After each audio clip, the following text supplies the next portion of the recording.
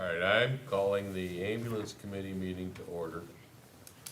The members are Cheryl and Steve, correct? They're both here.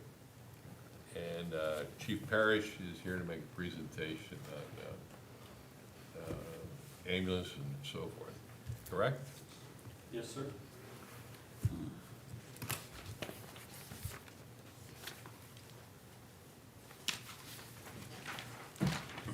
Good evening, everyone. As you know or may not know, by ordinance, we have to evaluate the ambulance fees and the operation of the emergency ambulance service annually by ordinance. We typically start out by having Denise Phillips, our administrative assistant ambulance billing specialist, give a presentation to give you guys an idea of where we're at with our billing. Tonight we also have examples from Dover, Jackson Township, Massillon, and Lawrence Township, their rates, to give you an idea where their rates are compared to our rates and things like that. So I'll turn it over to Denise Phillips. She's going to give the presentation, and then we'll go from there.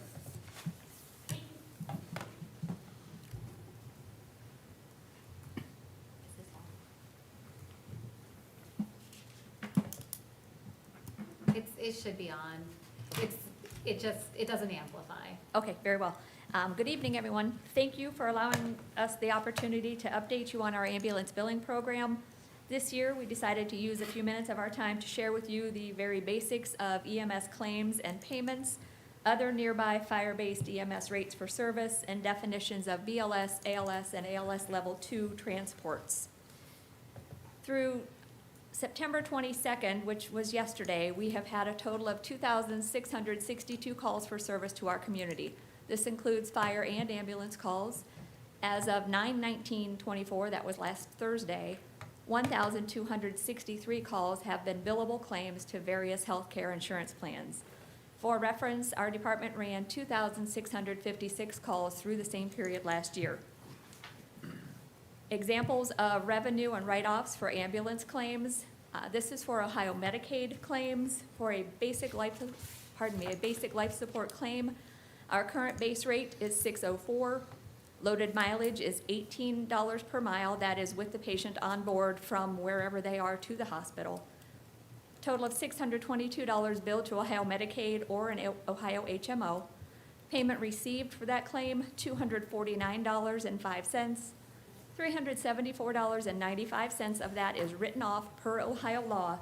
That is not recoverable money. You cannot bill the patient for it. It cannot be recovered in any other manner. It is written off. For an ALS claim through Ohio Medicaid, our current base rate is $782. Loaded mileage, again, $18. $800 billed to Ohio Medicaid. Payment received, $294.80. And the write-off, $505.20. Again, per Ohio law, not recoverable money. Examples of traditional Medicare claims. Same base rate for a BLS claim, $604. Loaded mileage, $18. $622 billed to Medicare. The allowed amount, that should actually say $434.54. The payment received, $340.67. The write-off amount, $194.42. The patient is now responsible for $86.91 unless that patient is also dual eligible, which means that they are also covered by Medicaid, in which instance that amount is written off, not recoverable. ALS claim for traditional Medicare, base rate $782, loaded mileage $18, $800 billed. The allowed amount here is $513.48. Payment received from Medicare, $402.56. The write-off, $294.74. The patient is responsible for $102.70. For Medicare Advantage claims, same base rate for BLS, $604, loaded mileage $18, $622 billed to Anthem in this instance, $434.54, the same allowed amount for Medicare. The payment received here, $171.05. The write-off, $190.95. The patient is now responsible for $260 of this. ALS claim, again, same base rate, $782. Loaded mileage, the $18. $800 billed to Humana in this instance, the allowed amount, $513.48. Payment received, $209.21. Write-off, $290.79. The patient is responsible for $300 in this instance.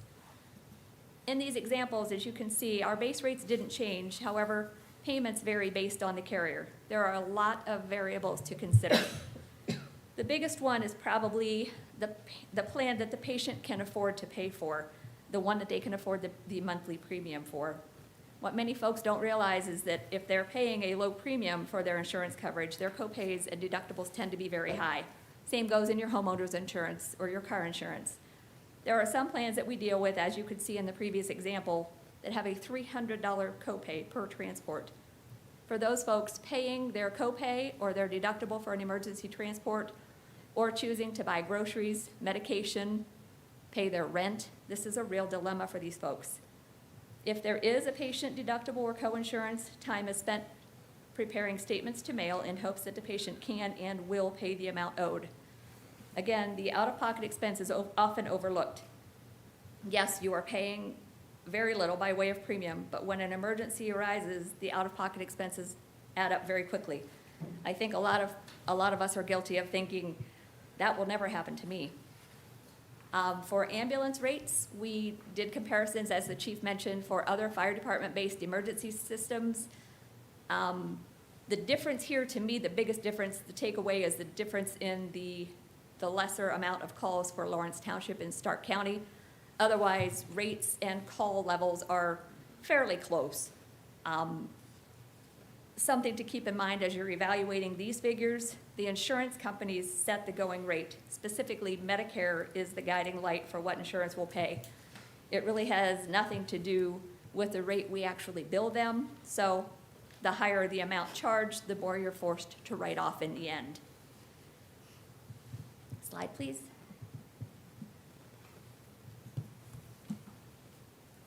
For ambulance transport definitions, these are the 3 types of calls that we run with our fire department. Basic life support calls, this is the minimum level call that we run. It may include oxygen, it might include vital signs. Those are standard things for vital signs. Splinting and immobilization, wound care, suctioning. This is the ABCs, the airway, breathing, and circulation, the very basic call that we run. Next up is the advanced life support. This is necessary when care and monitoring of the patient requires the skills of a higher level, such as a paramedic. This might include heart monitoring, IV infusions, medications, and advanced airway management. And the highest level call that we run is an ALS 2, the Advanced Life Support Level 2. This involves medical techniques to stabilize critically ill and injured patients before and during transportation to a healthcare facility, even possibly a landing zone for transfer to air medical. This could include at least 3 separate medications, 3 separate administrations of medication, IV medications, manual cardioversion, chest decompression, surgical airway. These are the worst case scenarios for these patients, and it is the highest skill level call that our department handles. Providing the best level of service. We strive to provide the best emergency medical services and care possible to our residents and visitors. Our personnel, training, equipment, and professionalism allow us to give around-the-clock quality emergency medical care. We do this with competence, compassion, and an intense sense of duty to the people we serve. Anyone needing emergency medical services should contact 911 without worry of insurance or billing. Thank you for your time. Questions, anyone? Sir? I have a question.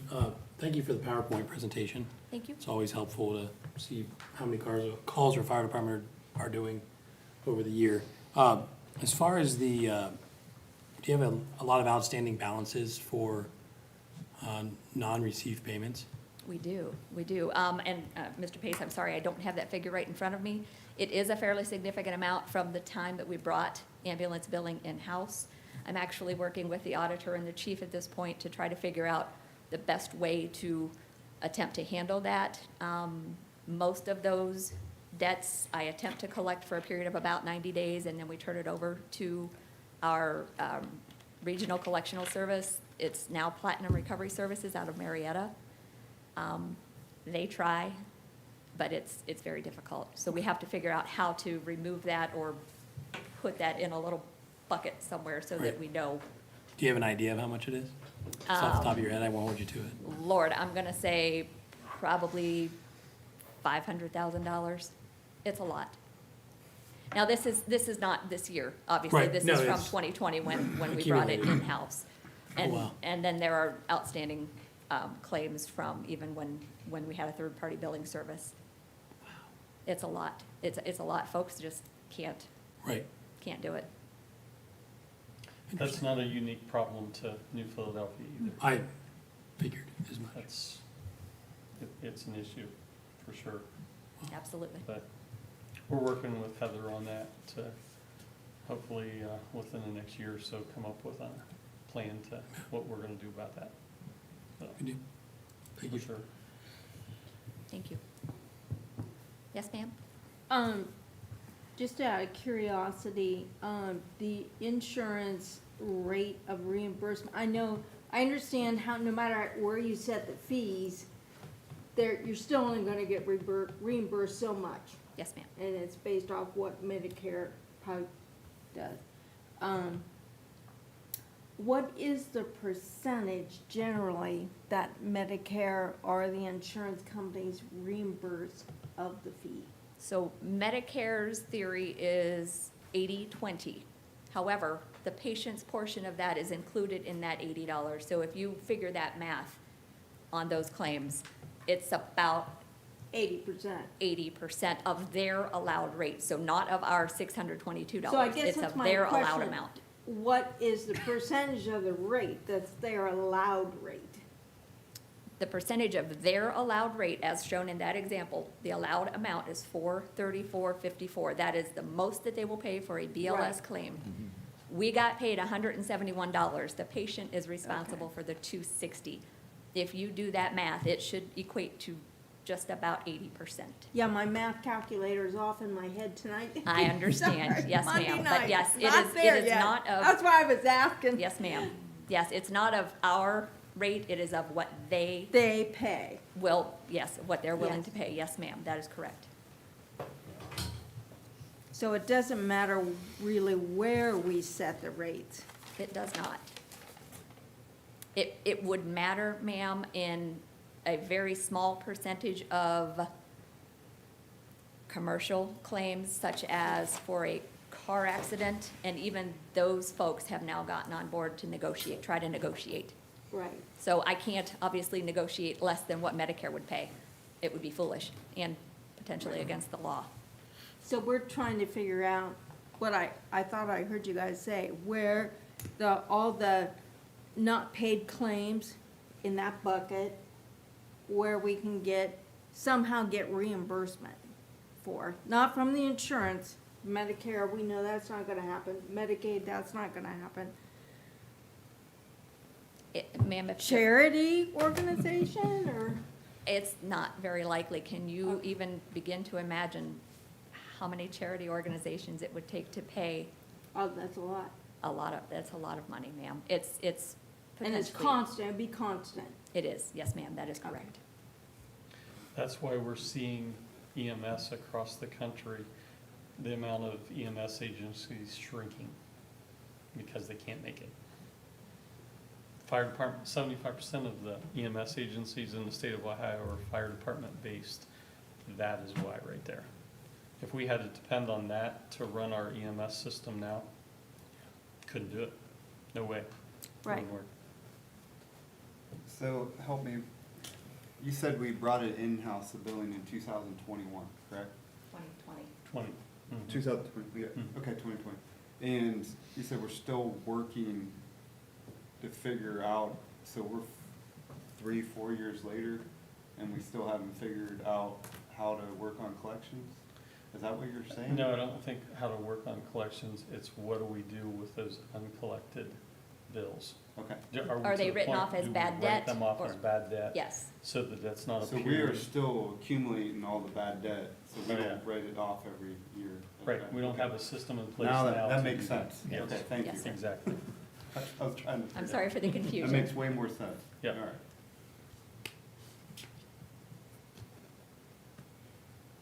And those rates, the Medicare, Medicaid, are area-based. If you go to Stark County, they may get more for a run out of Stark County simply because of the way that Medicare and Medicaid do the Right. reasonable and customary, I think is the term that they use Mhm. to establish a rate for an area. So what is the answer going forward? Phew. Wow. I mean, the So, bucket's just gonna keep getting bigger.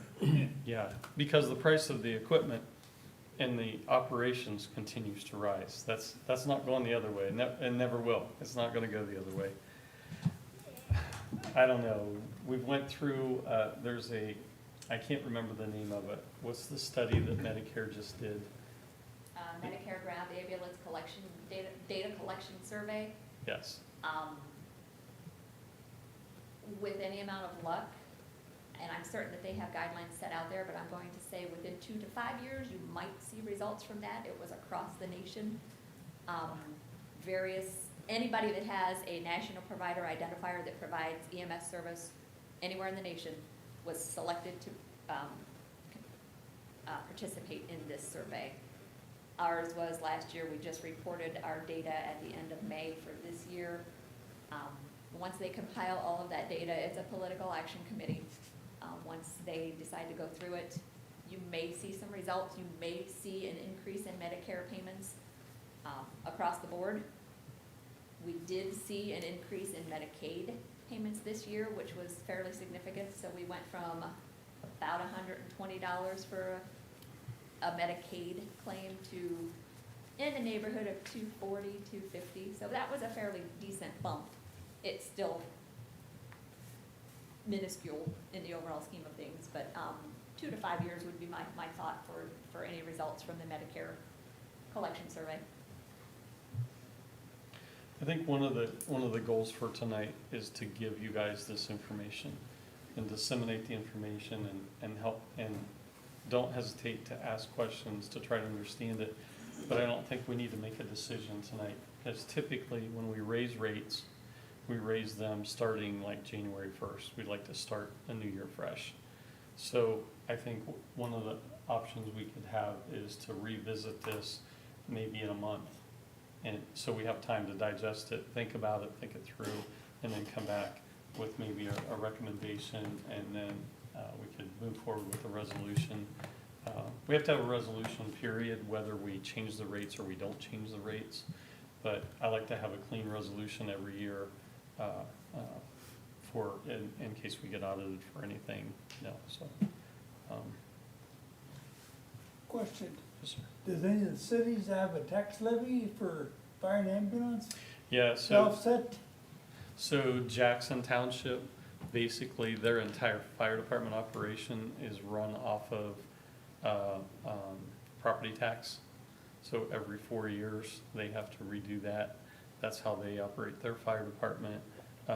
Maslin, I'm not sure about, and Lawrence Township also has some tax levies for fire department operations as well. If I might add, Chief, Jackson Township does not bill their residents. Yeah. So they're Because, running it on a tax levy, not with the patient portion. They're not collecting anything from the patient. but they obviously have a larger tax base than us Well, too. but a lot of those people are renters, so Yes, they won't pay you to do an ambulance call, but they're gonna pay their taxes. right, So it's a way to get some of that money. yeah, exactly. Yep. So, I'm sorry, Don, I didn't mean to cut you off. No, you didn't. Okay, sure. okay, so that, 2 questions now. I had one, but dovetailing off what Don just said. We already have an income tax, 0.25%, for safety forces, right? Yeah, 0.5% Half split goes equally to- between police and fire, that's correct. Okay, so it already is, in a way, subsidized by the people that are earning income tax. My second question is, what do you propose? Usually you give us like a list of what you propose, the rates to be. So I would like to have, like I said, give you guys maybe a month to think about this, and let's have a work session again, maybe, or another session to Raise the rates. raise the rates, keep them the same, adjust them partially here or there. Just have an opportunity to, here you go, here's the information, let's think about this for a month, and then go ahead and move forward with a formal proposal. So, To raise rates or keep them the same? yes, those are the two options, raise Yeah, rates or keep them the Keep same, them yeah. the same, okay, Yeah, for sure. just making sure. Chief, I just wanted to say thanks for, I mean, since 2020, when you guys took it in-house, and I don't have the numbers in front of me, I would never know, but I know we've saved a lot of money by doing it our building ourselves. And so, I mean, just in the last 4 years, it's been that part of it. I just don't want to be doom and gloom for everything. Well, I will tell you, not because Denise is here tonight, but I will tell you, she has changed the way we do ambulance billing for the Right. better. It is, and the service we had before was doing fine. She's taken it to a whole new level. We have more information. We have companies calling her, asking for advice, if that gives you an idea how well respected she is. She's certified, she's done a ton of stuff that we didn't know what we were doing, honestly, when we took over the ambulance billing. And I'm the guy that's telling you that. You know, we had a lot to learn and a lot of ground to cover, and she hit it out of the park, and she still does. Yeah, as I say, So, you guys are doing a good job. any other questions? Are you guys okay with that, to meet again in a month and go from there? Okay, all right. We have, our next thing, I have two things quickly to do, and we have about 8 minutes to do it. So, Mike Slaybaugh, he's one of our firefighter paramedics. He serves in the position of squad coordinator at the fire department. He also serves in the position of EMS coordinator for Cleveland Clinic Union Hospital. He's here to talk to you about our documentation system that we have. It's called IMS right now. We're looking to change that. We've had IMS for about 10 years, a quick brush stroke. We pay them about $10,000 a year for that program. We're looking to change to another program. That program only does fire and EMS and reporting. We have to report to the state, the ambulance billing, all that is kind of tied together in that. They're a very small company. They've done a good job. I have no issues except for support. We're not getting support like we used to. And so the mayor and the safety director and I sat down, and Mike has come up with a recommendation of a software company that we would like to switch to. When we switch to that, we have like a $1,500 initiation fee to get started. But between the scheduling software we pay separate for and IMS, it's about the same amount of money. It's about $13,000 a year total when we put those all together.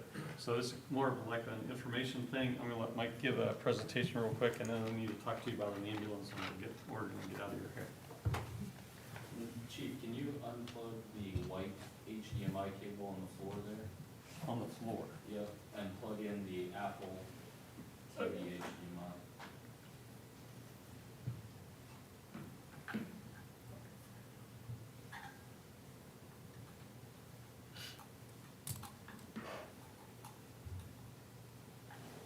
Are you good?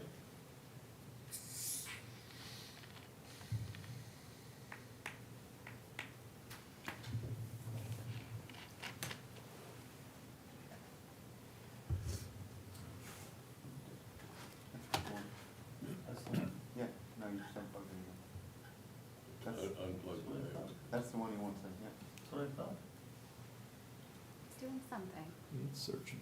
It's thinking. There we go.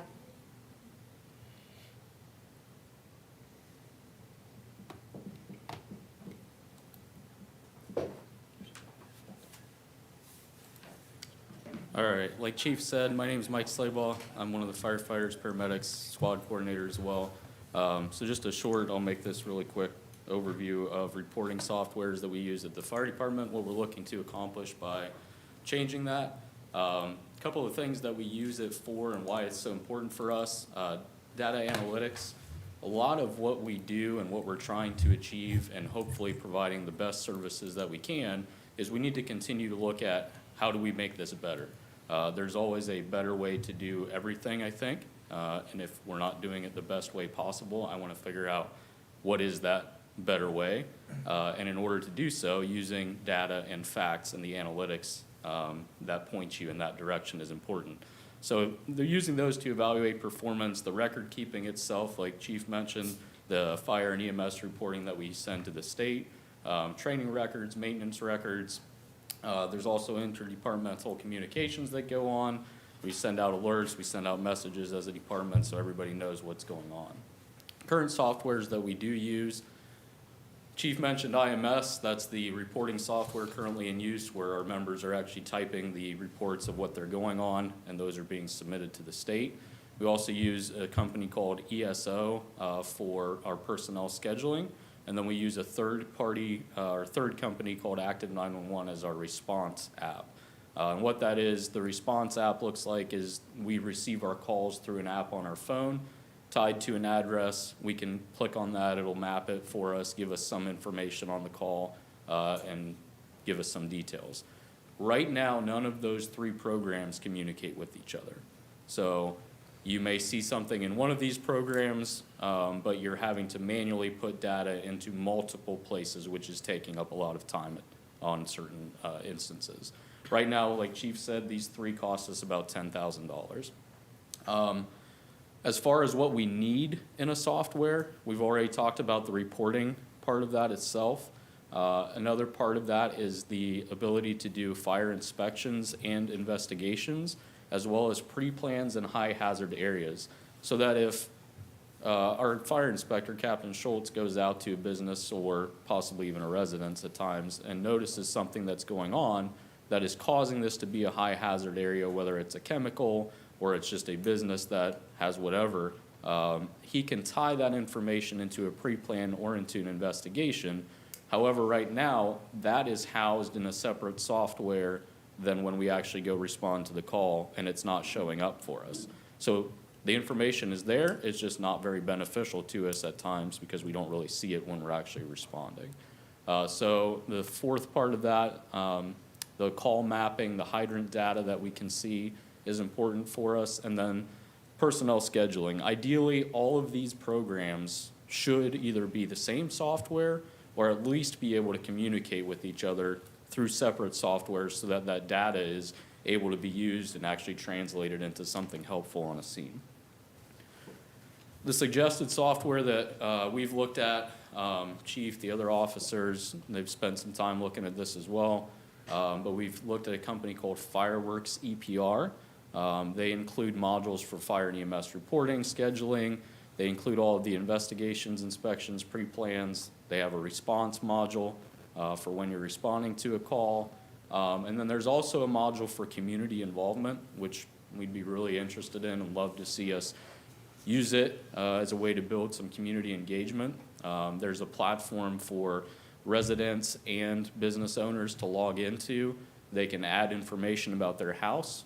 So if they have say a disabled person that lives in the first floor in the back bedroom, something like that that would be of interest to a fire department arriving at your house in the middle of the night when it's on fire, they can add that themselves and we're able to see that information on our end. It's all private, there's no public sharing of that information, but that would allow that portal to exist, both for residents, individuals, as well as businesses. The estimated cost for that program is about $13,839 a year.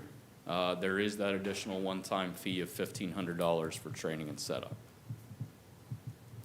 The next part of this that I wanted to just more give an FYI of, this is something we've been looking at trying to build and to do, is a short little training program that we're trying to implement. Although the amount of fires is dropped nationally, it doesn't preclude us from being trained to the same level as what we were in the past. In fact, it probably means we need to spend more time training. However, with that training, it needs to be as realistic as possible while still providing a safe learning environment. The best place for these trainings to occur is going to be out in a public setting where those incidents may actually happen. The best fires are the ones we prevent entirely, the ones that never happen. The second best fires are the ones we're prepared for. There's no better way for us to prepare than to actually go out to the places where these fires, where these incidents may occur, and to do that training. So in order to build that experience for our members, what we're hoping to do is to build a program that allows residents, homeowners, and again, business owners to allow us as the fire department to come out with one of our apparatus, treat it as if we were coming there on a call. We'd respond non-emergency. We're not running lights and sirens to come and do a training. But we would show up to that address, stretch a hose line to their front door as if we were going to make entry to it. Hey, this is what we would do. Would let us identify any problems we might run into. It gives our crews some good realistic training. And then it also allows us as the fire department to talk to that homeowner, those residents, build some fire protection things, answer any questions they have, bring along some smoke detectors for them if they need some, and just be a good community engagement for our department, for everybody involved, I think. So that's what I have. Any questions for me? I don't know if we have time. I do have questions, but I don't know if we have time for them. Okay. Real quick, so if you did switch to that, how long is that fee locked in? Because these companies are notorious for getting you in, and then you get a 3-year rate, and then it bumps. So how Yep. long is that? Is there a cancellation fee if it's not what it ends up being? And also, is there any local fire departments that you have visited to see and they love it, that you've talked to, I'm assuming? So there's nobody local using this to answer that question. Many of their departments there's quite a spread in Florida and along the East Coast up into Maryland. It's a 1-year contract per time. I don't know the answer to the cancellation fee. I can find that out though. Yep. I would look into locking in the fee, if it's possible too, without a cancellation, just because, say you don't go from 13,800 to 16,000 year 2. Yeah, absolutely. Yeah. Real quick, dovetailing off of you again, so the people that are local are, you said they're not using this program. Yep. What are they using and why didn't we look at those? So we did look at those. That's a great question. We looked at the same company that many of the local departments use, which is a company called Emergency Networking. My fear with Emergency Networking is they're a smaller company, very similar to IMS currently. They started out in Columbus. They're run well currently. Right now, there's no issues with them, but I quickly foresee them kind of outgrowing the current model. They're expanding rapidly, and I feel like we're easily going to run into a lot of the same issues we're having today with the support not existing. They also don't offer quite all of the same modules that Fireworks does.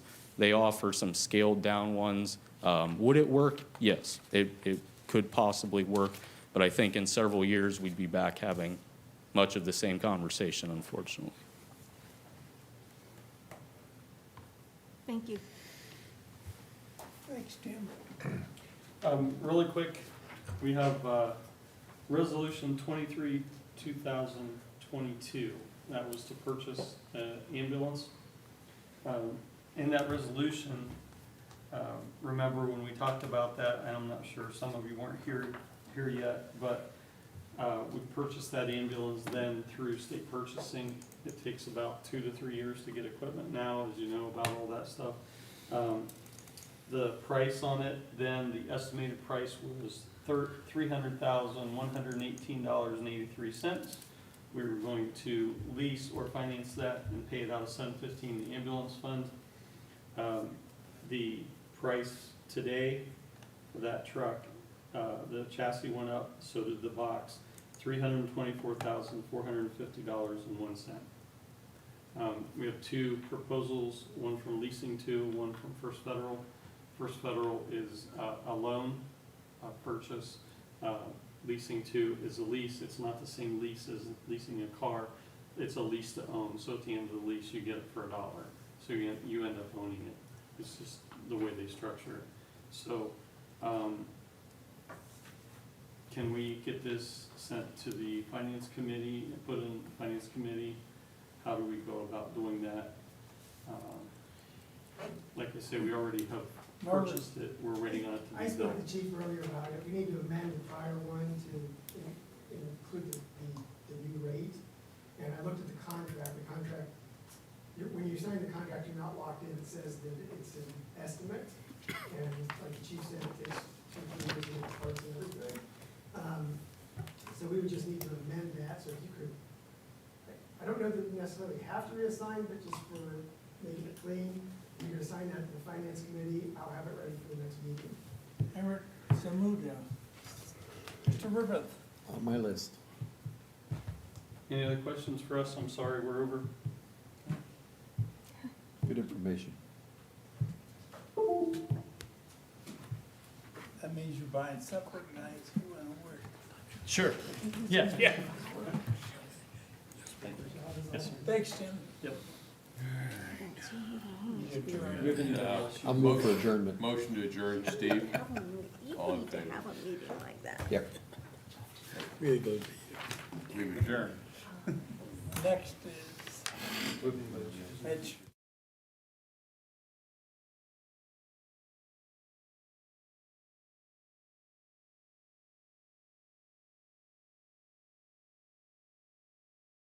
Okay, Mitch, go ahead. All right, I'd like to call to order the Parks and Cemetery Committee meeting for this evening. It is 6:36. Members of the committee are Mr. Chris Kreinbell, Here? Mrs. Cheryl Ramos, alternate Here. Steve Griffith, Steve, and myself, Mitch Pace. Tonight, we are going to discuss ordinance number 25, 2024. An ordinance by the council of the city of New Philadelphia, Ohio, to create a section 510 with regards to prohibiting camping on public property throughout the city. Marvin had discussed this a couple weeks ago, based on a Supreme Court hearing, a ruling, I should say, that made it not cruel and unusual punishment to move homeless off of public property. So with that, we've got the ordinance here in front of us. Anybody have any questions? Concerns? I just had a question, maybe this should be directed to Marvin. I don't have any problem with it. Am I allowed to ask a question? Go ahead, yeah. Okay. Is there, I was doing some research on this about, is there any way we can, like, I don't know how to ask it, involve treatment in this for, Well, the ordinance in its current form would mandates that the city, upon giving a 24-hour notice, has to notify like the homeless shelter here to make sure that they get the assistance and help that they need. So that's mandated by the statute. okay. And they've told me, a couple of them emailed me, probably you guys too, that they don't do treatment. They don't do treatment, and the reason they don't do treatment is They're not set up for that. they're not set up for that. They're a homeless shelter. That was why they couldn't, that's why they had to get a variance, because they're not a treatment facility, which Right. is permitted under our social services, under the current one. And that's why, because they're not a treatment facility. If they were to be involved in the criminal justice system has drug courts, treatment programs. Most people in the criminal justice system don't go to jail. Most people get probation and treatment. And the court here has a drug court. But you have to go through, I think it's like a fourth offense before you're even looking at something like that. So, Okay. I like to add too, this isn't just strictly for homeless camping. I think it's more as an overall, so if somebody decides to pitch a tent and maybe they're not homeless at Tuscarora Park or at one of the cemeteries or other public property, we don't want that to become a thing for the city of New Philadelphia. So that's kind of where this is all headed. I think we lean towards looking at just a homeless situation, but a couple of years from now, we Could be anybody. could be anybody. So you might say, hey, you know, the waterworks looks pretty nice, we're gonna go pitch a tent down there and camp for the weekend, so. Mine- Certainly want that. Sorry, my Yes, main sir. question on it was, understanding, cause there's 5, 10, 02, sleeping on sidewalk, streets, alleys, and within doorways prohibited. That says if someone, we can remove them immediately, but if you have camping, it says you have to give 24-hour notice. So I guess my example would be, we have someone camping in the dugout at the ball fields. You know, obviously, I think we all care about our children greatly, and that's the most important thing. So they're camping in the dugout, and there's a ball game the next day. Like, we don't have to give them, do we have to give them let's say they literally plop in the dugout, and they make it their home. Like, No, we wouldn't have to do that. No more than, if there was a football game and somebody decided to pitch a tent at the stadium, if there's an event going on, everybody would have to be moved. I couldn't go there and sit in the dugout Correct, that's- if I'm not coaching. I couldn't go there and sit in the dugout Now, and do say, we hey, have this a- is my space. And do we have a separate, that's just, I know it's common sense, but like when we spell these things out, that's the stuff I worry about is people trying to find loopholes. Just because that's what people do nowadays, find loopholes. So there's, I don't think that's a loophole. I mean, it prohibits camping on public grounds. It doesn't say that you can camp in the dugout during an athletic event, or, I think well, that this triggers other example, things. yeah, I think this that- example, they went in like 9 o'clock at night and then they're in there the next day. I just wanted to make sure we are safe on that. That's, Well, if they're, They get 24 hours. well, but they can't be there overnight. That's a separate law. You're not allowed to be in the park after dusk. Same way with, our cemeteries. That's a totally separate law, and that's always been the case. You or I can't be in the park after dusk unless we're at a sporting event or something along those lines. But, that's already prohibited by a separate ordinance, so there shouldn't be anybody spending the night on any of these places. But if they set up a campsite, it's taken from the Grants Pass, Oregon legislation, and it's actually, our penalty section is more lenient than theirs was. Because we don't even do anything on a first offense, we just ask you to leave and hook you up with the proper resources. And that was not the case in the Grants Pass case. Yeah, certainly you can't interfere with an organized sporting event that's gonna be there. okay. And I know, and I just want to make a comment, I know you took some backlash for this, and for my purposes, I will always take the safety of our children over anybody. And I believe that's what this does more than anything else. So that's why I am in full support for this. So, thanks. Just a quick. Yeah, good. I don't know if it's for the safety director or Marvin, so, okay, so like somebody's camping somewhere, and the police come to remove them, it's dusk, it's getting dark, and you just notice that they're at the cemetery or wherever. So what if they say no? Is that an arrest? Is that, Well, first off, in those places like the cemeteries and stuff, they have, it's the dusk. Yeah. It's the dusk to dawn, and then otherwise it's a trespass. so what happens now, if Well, somebody's then there? if they don't leave and they've been, and they will always offer them to, you need to leave, Yeah, you're not allowed to can I do drop this. you off somewhere, Yeah. or, whatever? Well, then it'd be cited and we'll Okay. go from there. So just, it'll escalate to the. Yes. If they wanna push you. If they choose to. Right. If they choose to, okay. Don, go ahead. You brought up a good point there. So this homeless shelter, they don't participate in the justice system where you talked about they can be referred to counseling and that kind of thing? The current ordinance would require us to contact the homeless shelter to try and get this person assistance. That's why I was surprised they were opposed to it, because it mandates that we work with them.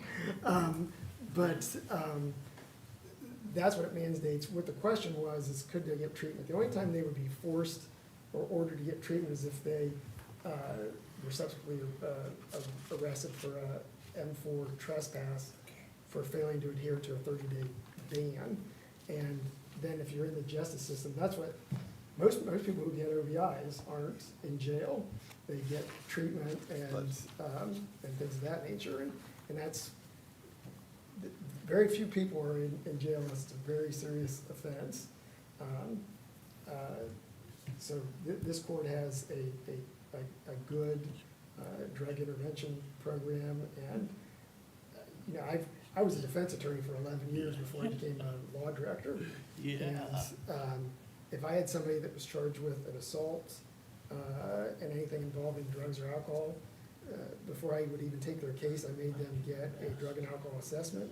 I made them get an anger management assessment. And by the time I was standing in front of the court, my client was already in a treatment program, so that I could help save that guy's family by making sure he doesn't go to jail, by showing that he's in a treatment program.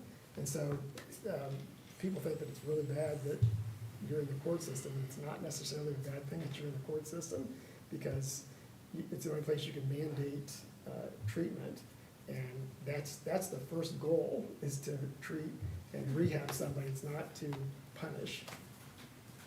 That's, oh, sorry. Go ahead. That was what they're kind of going at. I mean, like, it's not a big, because the homeless person's not gonna have the money to get private treatment and stuff, but once they get it, if they, you know, refuse or have nowhere else to go, or it's a habitual, and it gets to that point, the court's gonna help them with rehabilitation and, you know. We have a lot of resources in this community. We are resource rich, I think, in ways to help people with whatever is going on. And not to be negative about the homeless shelter, I didn't want to say they're not a treatment center. They get a lot of federal grants, and they mandate what they can and cannot do, just like the grants that we get from the city. So. But certainly, that's a part, that's an aspect of what they do, is making sure people get into treatment Right. programs, and that they get to them, they help them to get jobs and get back on their feet. So it's a good thing all the way around, I think. Yeah. I've always seen this as a safety issue. I don't know why it's preferable to have somebody sleeping on the street and anybody thinks that's safe. It's not safe for them, it's not safe for anybody else. It's a terrible thing. Administration, you have anything to say on this ordinance? You know, we support it, we think it's a good piece of legislation, and, you know, I'm urging council to pass it. You can suspend the rules tonight and pass it tonight. We can, the sooner we put it into effect, I think the better it's gonna be for the community. Thank you. Any other council members with comments, questions, or concerns? All right, I will say one, I know we always go with the dugout scenario that we've had over the last couple months, last couple of years. Myself, the city administration, resource officers worked with that gentleman, trying to get him help, and he has refused it, so we've really pushed to try to help him, so we're not forcing him out, but he's not allowed to live there, so. With that, do we have any motions for ordinance number 25, 2024? I'll make a motion that we add ordinance number 25, 2024 to tonight's agenda and attempt to pass it on first reading. Do I have a second? Oh, am I on this committee? Oh, I thought I wasn't. Yes. Sorry. Cheryl will second the motion. And we will vote. Mr. Cranbell? Yes. Mrs. Ramos? Yes. And I will also vote yes. And any other matter to come before the committee tonight? If not, need a motion to adjourn. So moved. 6:49.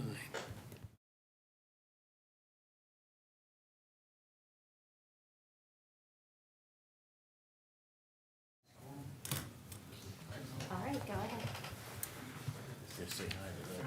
Oh, it's 6:50. I'm calling the zoning annexation committee meeting to order. And on the agenda tonight, oh, well, first let me start with roll call. Myself, Cheryl Ramos, the chair. Tom Simulink is here, and Dan Lanzer, and our alternate, Mr. Walker, is absent today. Okay, so our purpose tonight is to consider ordinance 2224, which is adopting the new planning and zoning code and map for the city of New Philadelphia.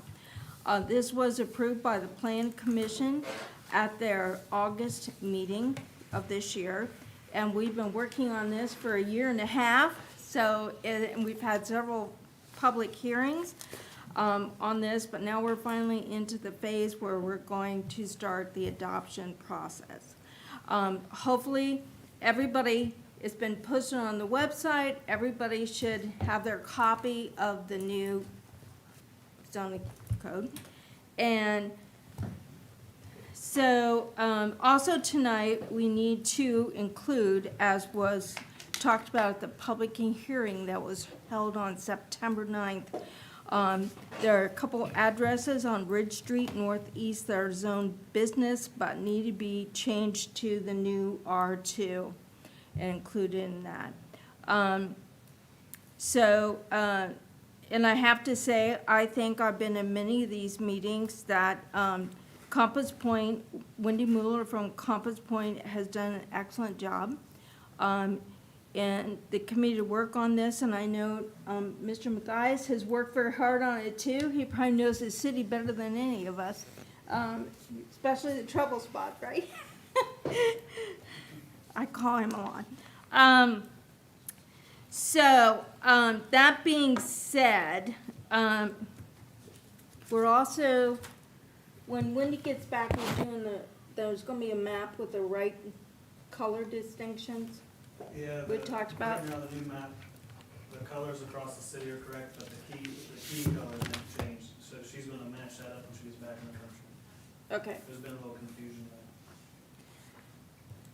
So, let me,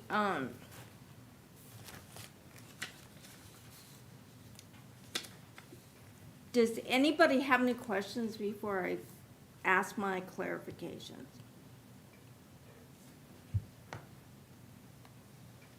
Okay.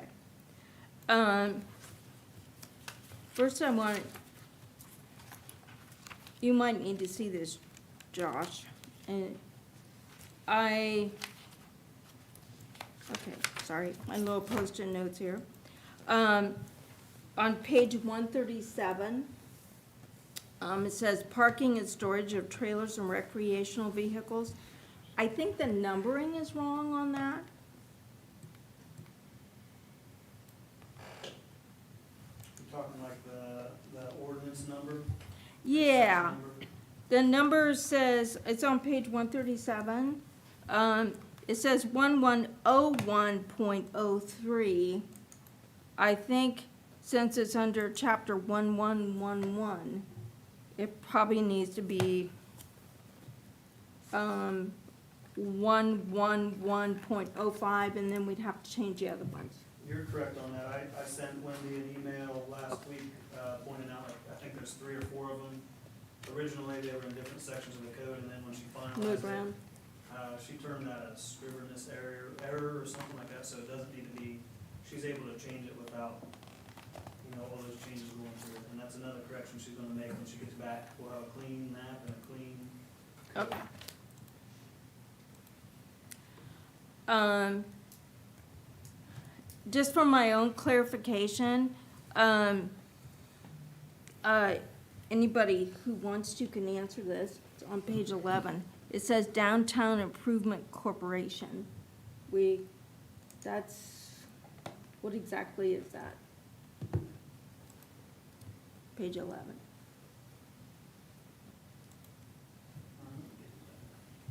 Top of page 11. Brought over from the old code, if I'm not mistaken.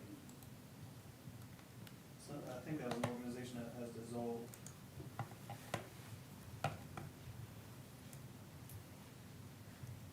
So that's been dissolved, or do we have a new thing for that, or? That was before my time. Is that the like the downtown business?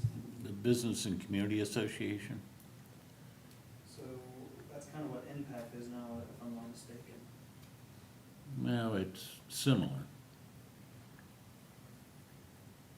That might have been removed already with, coming with her clean copy, because I do remember discussing that with her, because I don't know what that is.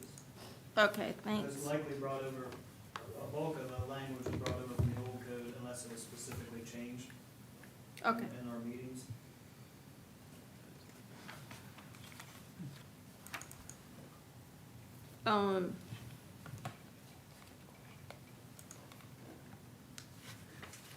But since that doesn't exist, that's another one of those errors that can be removed. Okay.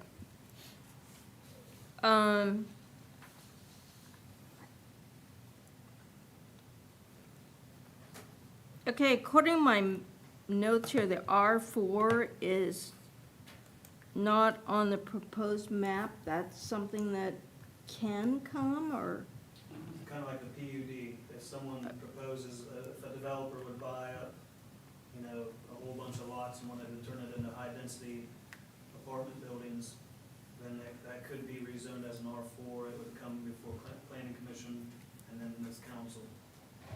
So yes, it's an option, but it's not in the current districts. Okay.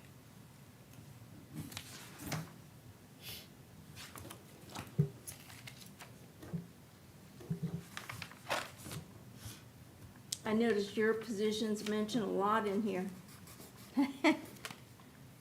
You've done a great job, I think. Now, some of for the mobile food vendors, does that include some of the things, is it all old code or all old code or things we've discussed in the past?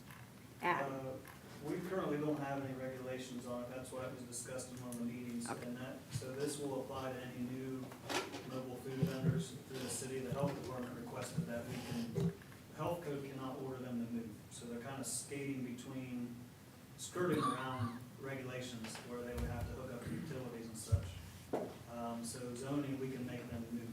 Now, anybody that's there right now is kind of grandfathered in. But if they would move for the weekend and then come back, then they would have to get a permit that only allows them there a certain amount of time.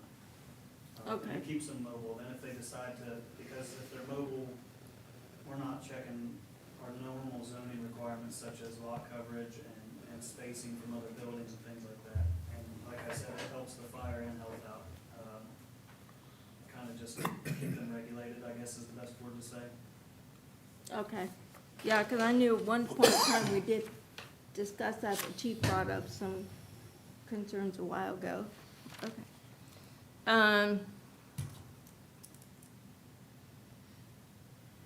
And then my favorite, parking. So just to clarify, a solid surface has to be provided for vehicles parking. That's On one of the residential. changes that's coming, yes. And then also the lot coverage is considered as well, right? So right now, we just do buildings and like swimming pools and decks, so we're splitting that into two different lot coverages. So your parking will be what's called impervious surface. We can only cover so much of your lot now to allow for some stormwater to soak in. So your concrete driveways and asphalt driveways will count to that. That way, they can't pave their entire lot and park as many cars as they want on there. So they will be limited in that way. And they can't park on grass from now on, things like that. And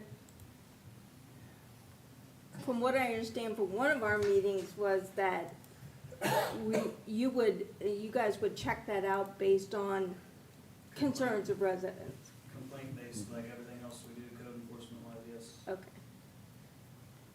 Yeah, I want to be nice and say concern. It's like a complaint basis. So I noticed we got a lot in setbacks on here. So related to the parking off of an alley or say a drive, can somebody, what's a setback for pulling into a yard to park? She kind of simplified that with the language, it's just that they can't overhang a public right-of-way, so your tail end of the car can't, or truck can't stick out in an alley, or can't stick out over a sidewalk, or they would be forced to not be able to park there, because it obstructs the right-of-way. Does that include like the right-of-way that's already there or the sidewalk that should be there? Both, public sidewalks are part of our right-of-way, so that would include that. Okay. I'm really happy about that. You'll be hearing from me. That complaint based. Yeah, concern based.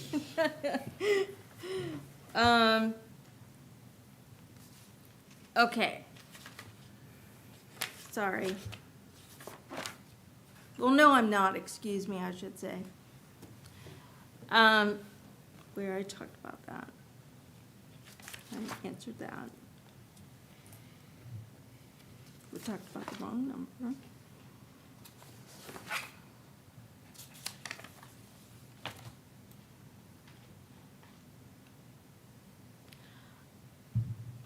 I have a question you could probably, anybody can answer me here. I really like the chapter on definitions. That was really great. And I had a question about dwelling unit and I guess housekeeping unit.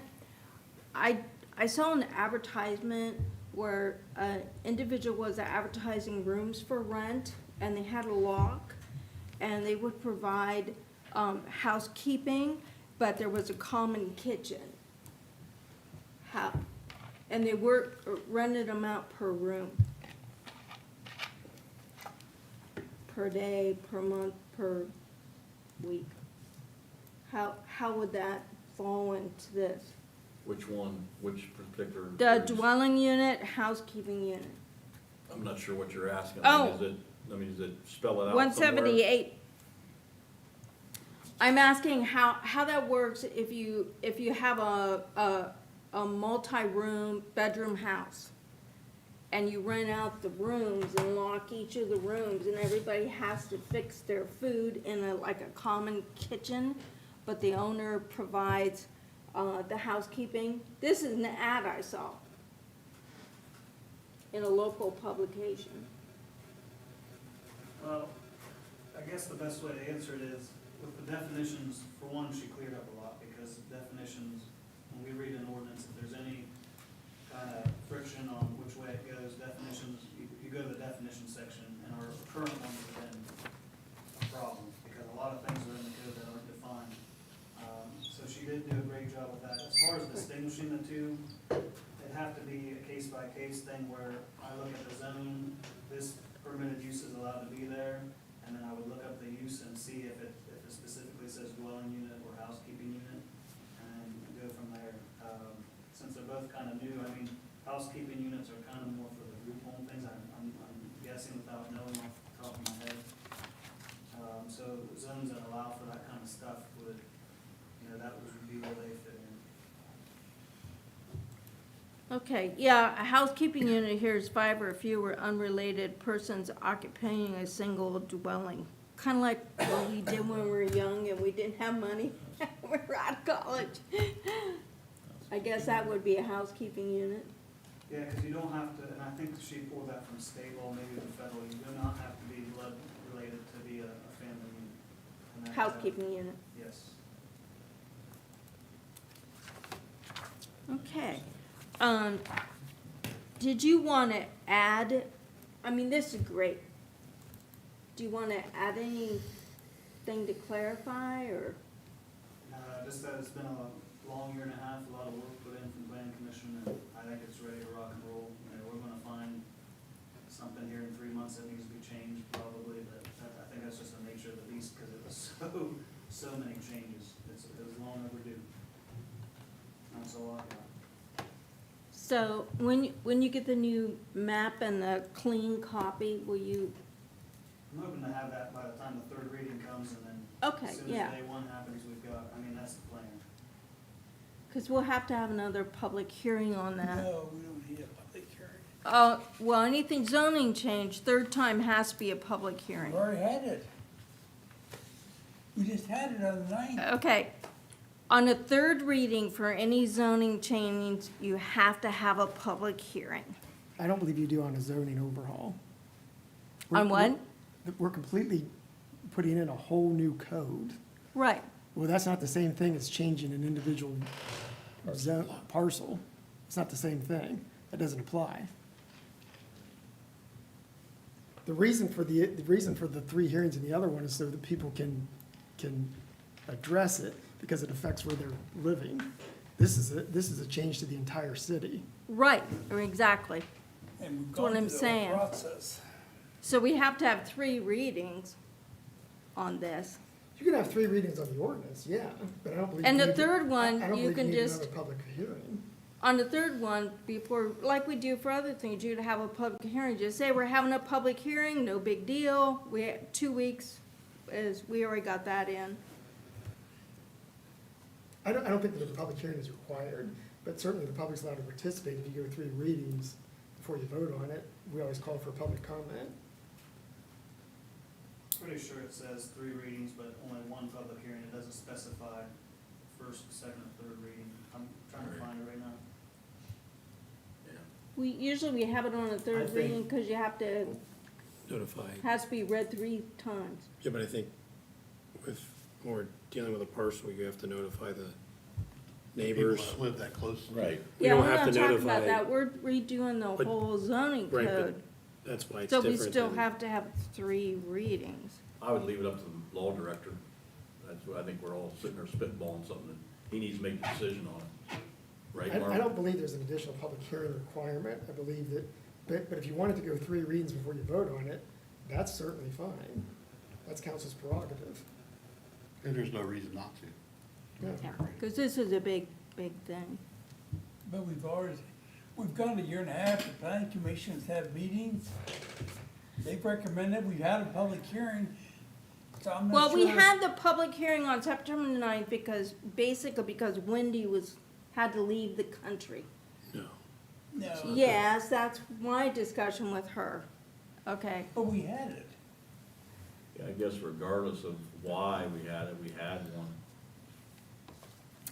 You know, I just think in something big like this, we should just But give due preference to the public. Okay, we have it on the website, it's pretty buried on the website. We don't have a clean copy yet, we're getting that. We're getting a new map with the colors defined, because they're a little murky right now, that we should give the public ample time to review it. And if they don't want to, it's fine. It's not gonna cost us anything, Don. Well, I understand, but you're just one vote now, you got 2 other people on your committee. Now, if they wanna do that, it's fine, but I can understand getting a clean copy, but I don't think we wanna waste time having another public hearing. Sure. Okay, so, That's just my opinion. yeah, thank I- you for your opinion. I think, Yeah. I mean, with 3 readings, that'll give us at least 45 days. Right, And we'll have the clean copy way before the third reading would happen. third reading. So, I mean, and the way Josh has made it sound that as long as you have a public hearing, it doesn't matter when the public hearing is. In this particular instance, when we're gonna change the whole particular I mean, and we're still gonna have, they're all public meetings. Right. Public will be able to comment on it if they have issues anytime between now and that third reading.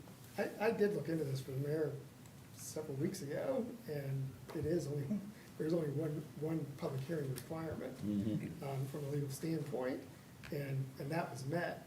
Certainly can go 3 readings, the public can comment at any time freely at any of one of those meetings, throughout the meetings, either during public commentary or when we call for any action to be taken on the legislation. So I think that we've more than done our due diligence and followed the law in this instance. I would say, as council looks at it, just remember, like Wendy has said too, I know it's taken 1.5 years, but there's gonna be things that pop up, but it's just gonna be little tweaks we're gonna have to make in 3 months, a year. We're like, boy, we didn't think of that, and Wendy's gonna go, oh no. Josh's gonna say, we're all gonna say it, so we're not gonna catch everything. Right. So, you know what I mean, we're just, she knows that, she's been doing it her whole life, you know what I mean, her whole professional career, so just remember that. There'll be some little tweaks that we'll have to come back to in any legislation we find. So, there'll be things like that. Just like at the 11th hour, we found that, those 2 pieces up on Ridge there that we found that was zoned the wrong. Well, that could have been a map mistake. Yeah, and it could have been a simple map Yeah. mistake. It's nothing to throw up, red flares and be like, pull back this legislation because this isn't correct on the map. It's gonna be corrected.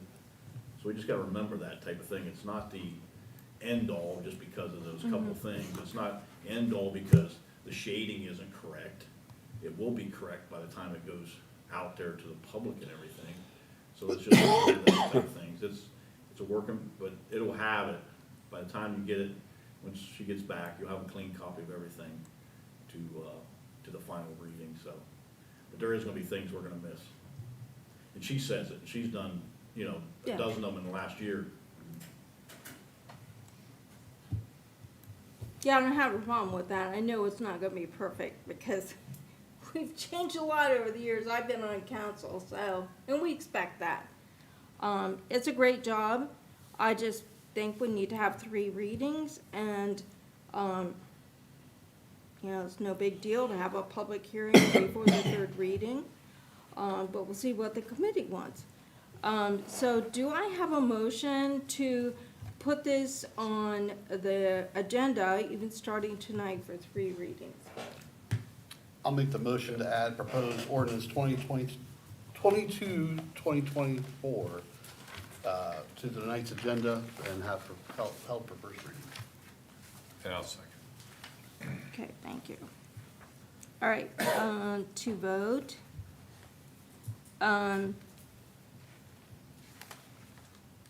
Did you say first or 3 reading? It'd be held for the first reading of the, I mean, it could be, I'm not asking for something. Yeah, we're just gonna put it on the agenda. Just put it on the agenda. Okay. Dan, Yes. Tom, Yes. myself, yes.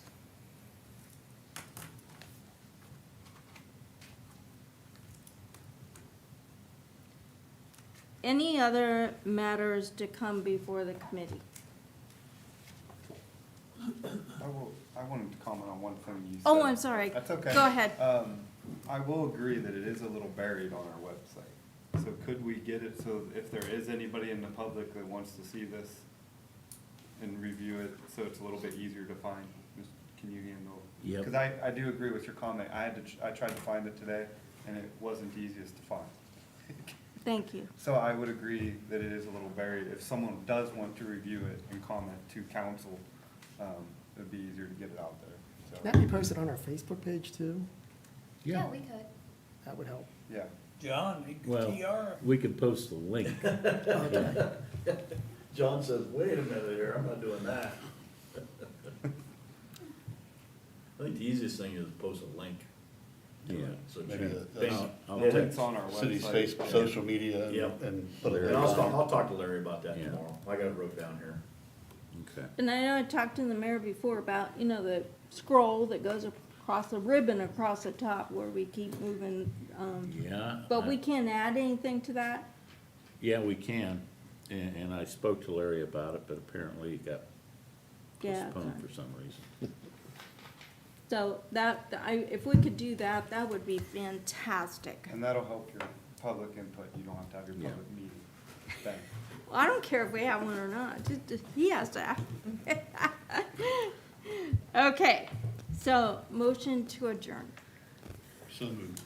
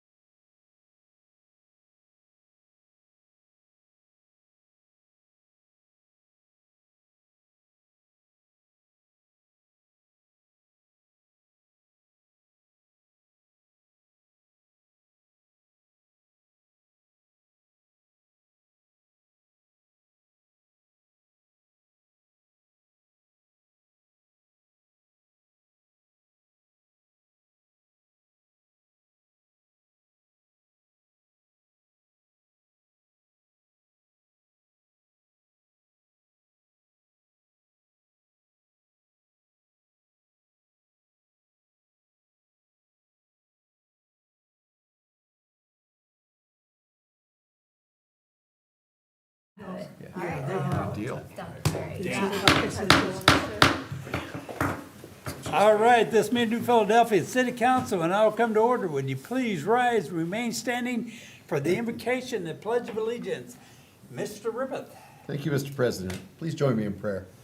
Heavenly Father, we just give you thanks that we live in this fine city. We ask that you be a part of everything we do here tonight, Lord. We thank you for our fine city workers and their leaders, the administration, the department heads, for these elected officials, for all of our safety and service workers, Lord. We just pray that you put a hedge of protection and guidance around all of them.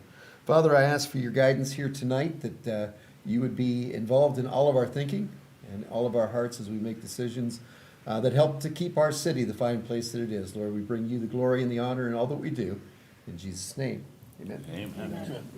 I Pledge allegiance to the flag of the United States of America and to the republic for which it stands, one nation, under God, indivisible, with liberty and justice for all. All right, thank you, and welcome to our September 23rd, 2024 council meeting. We'll start the meeting with roll call. Mr. Rippeth. Here. Mr. Lonzer. Here. Mr. Pace. Here. Mrs. Ramos. Here. Mr. Walker. Mr. Similink. Here. Mr. Kreinbell. Here. All right, let me know Mr. Walker is excused from the meeting tonight. All right, everybody's had a chance, I guess, to look at the agenda. Are there any additions to our agenda tonight? Mr. Pace, Yes, Mr. President, I'd like to add ordinance number 25, 2024 to tonight's agenda. do I have a second? I'll second. All right, Mr. Kreinbell, thank you. Any discussion by administration, council, roll call. Mr. Pace. Yes. Mr. Kreinbell. Yes. Mr. Rippeth. Yes. Mr. Lonzer. Yes. Mrs. Ramos. Yes. Mr. Similink. Yes. Mr. and All right, any other additions to the, yes, Mrs. Ramos. Mr. President, I would like to add ordinance 22, 2025 to the agenda tonight. 24. 20. Oh, yeah, sorry. I mean, you're ahead of myself. Thank you. 22, 2024. I'll second that. All right, thank you, Mr. Lonzer. So, all right, any other additions to the agenda tonight? Oh, roll call. Mrs. Ramos. Yes. Mr. Lonzer. Yes. Mr. Rippeth. Yes. Mr. Pace. Yes. Mr. Similink. Yes. Mr. Kreinbell. Yes. All right, now I needed a motion to accept the agenda with those two additions. Make motion. All right, Mr. And I'll Pace. second it. All right, thank you, Mr. Rippeth. Any discussion by administration, council, roll call. Mr. Pace. Yes. Mr. Rippeth. Yes. Mrs. Ramos. Yes. Mr. Similink. Yes. Mr. Yes. Mr. Kreinbell. All right, our agenda has been approved. Minutes, everybody's had a chance to look at our September the 9th, council minutes. Mr. Lonzer says he. I vote See, I'm not the only one who forgets names sometimes. I forget Mr. Walker, you know, but, all right, everybody's had a chance to review the minutes from our September 9th, 2024 council meeting. Are there any additions or corrections? Hearing none, entertain a motion to approve. So moved. All right, thank you, Mr. Similink. Need a second? All right, Mr. Lonzer, a discussion by administration, council, roll call. Mr. Similink. Yes. Mr. Lonzer. Yes. Mr. Rippeth. Abstain? Mr. Pace. Yes. Mrs. Ramos. Abstain. All And- right, Oh, Mr. Kreinbell. Abstain as well. all right, minutes have been approved. Correspondence, Ms. Courtright. To President Kemp from Law Director Fay dated September 19th, 2024. This is an email titled, "Please assign to Mr. Lonzer," with Ordinance 28, 2024 as the attachment. President Kemp asked Mr. Lonzer to take this legislation into his committee. To Council Clerk from Donald Pryor of the New Philadelphia resident. This is an email titled, "Community Outreach." To Council Clerk from Fire Chief Parish dated September 16th, 2024. This is an email titled "Updated Burn Ban effective today at 3 p.m. I forwarded this email to council and administration. To council and administration from Mayor Day dated September 23rd, 2024. This is a forwarded email titled Ambulance Committee Meeting, September 4th, 2024, from Fire Chief Parrish with 6 attachments. And those attachments included the Ambulance Committee 2024 PDF, reporting software presentation, and Resolution 23, 2022. To council and administration from Mayor Day dated September 23rd, 2024, the mayor's report. And that concludes correspondence for this evening, Mr. President. All right, thank you, Ms. Mr. Corbett. President, point of order. Yes, Mr. Pace. With the minutes, if we only have 3 yes votes and 3 abstain votes, is that actually approved? Yes, because the abstain goes in Counts as- favor of okay. of the. Yes. Good deal, thank you. All right, we'll move into our administrative reports. First up, we have Mayor Day. Thank you, Mr. President, council members, fellow administrators, and guests. A few things I want to touch on from the report that I did email you earlier today. Yes, you did. I did hit send, which was a good thing. The city's working with New Philadelphia school officials and the Ohio Mideastern Governments Association to apply for grant funding from the Ohio Department of Transportation's Safe Routes to School program.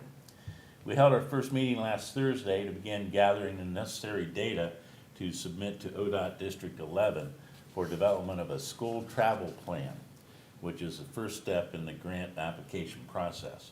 I initiated the meeting because there's a need to construct sidewalks on the east side of South Broadway from Colonial Avenue to Providence Avenue, no matter if the school's bond issue passes in November. The school travel plan will look at all New Philadelphia schools in the city and recommend improvements to sidewalks and traffic patterns to make walking and bicycling to schools safer for our students. The extreme drought has caused the State Fire Marshal to issue a ban on all types of outdoor burning, as the clerk mentioned. As a result, the Tuscarora Park Foundation has had to postpone its annual chicken barbecue fundraiser until Saturday, November 2nd, and possibly include it as an event in the park's Fall Trout Derby, which is scheduled on the same day. If you've already purchased tickets for the barbecue, hang on to them, because you can use those for the November 2nd event. And I'm urging everyone to please follow the State Fire Marshal's order. Lawns and fields are so dry that one hot coal from an outdoor fire ring or a grill could cause a fire that could quickly spread. And I'm inviting everyone to join me tomorrow, Tuesday, in attending a 12 noon ribbon cutting ceremony and dedication at the KSU Tusk campus. The university will celebrate the opening of the newest segment of the John Richard Demuth Trail. The ceremony will be held at the Trailhead, which is located next to the Science and Technology Center on campus.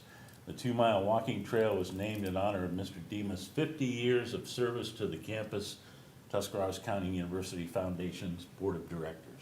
So another walking trail will be added to the growing list here in the city, and I encourage everyone to attend if you can. Now I'd like to turn over the remainder of my time to Tom Bellish of Buckeye Energy Brokers. He's going to discuss with you a natural gas aggregation program and possibly an electric aggregation program too. Tom? Thank you, Mayor.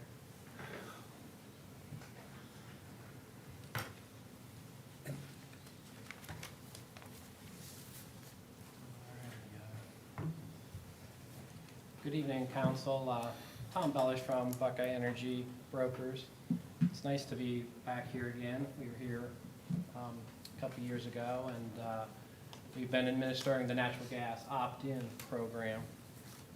So the supplier we had with Constellation Energy, and they've decided not to renew.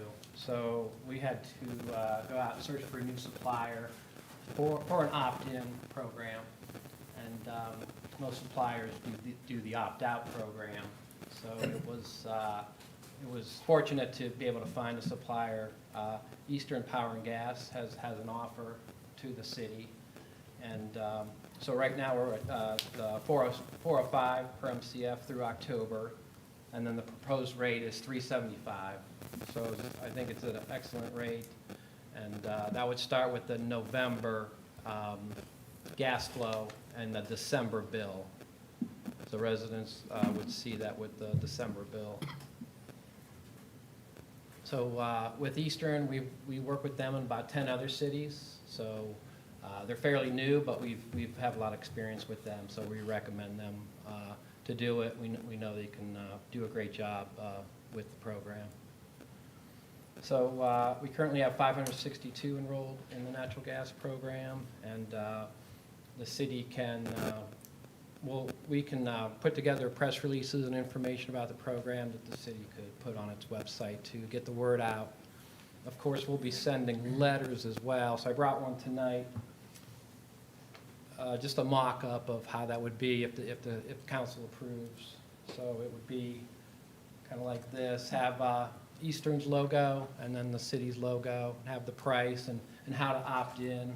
So there's a lot of ways to do that, by phone, by the website. They can even take an enrollment through email. So a lot of different ways residents can join. So we'll be sending letters out to residents and hope that they join. When Constellation was doing it, I wasn't really sure everyone was getting a letter because the enrollment was so slow, so small. But the way we work with Eastern, I think we'll be sure that each resident gets a letter and we don't miss anybody. So I'm really not sure why the participation rate is as slow as it was. I'm kind of convinced that it was the list. So we'll be able to do an accurate list, an accurate mailing this time, the way we do it now, the way we work with Eastern. So I look forward to that. Because there's up to like 5,000 accounts available,